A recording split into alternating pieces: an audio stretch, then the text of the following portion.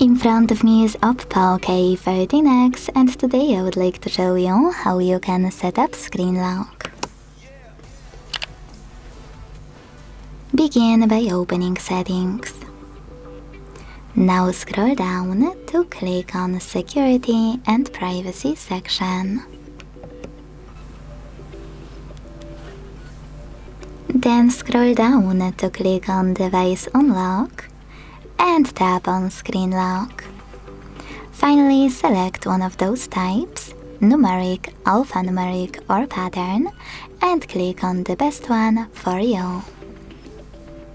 Then hit Continue in the pop-up. Now, if you change your mind, you can always tap on Use a different password type and select one of those options instead. 4 digits, 6 digits, 4 to 16 digits, alphanumeric or pattern. When you're ready, you get to create your login method and then repeat it to confirm it. Now, if you want to turn on fingerprint unlock right away, hit Enable in the pop-up. If you don't, select Cancel.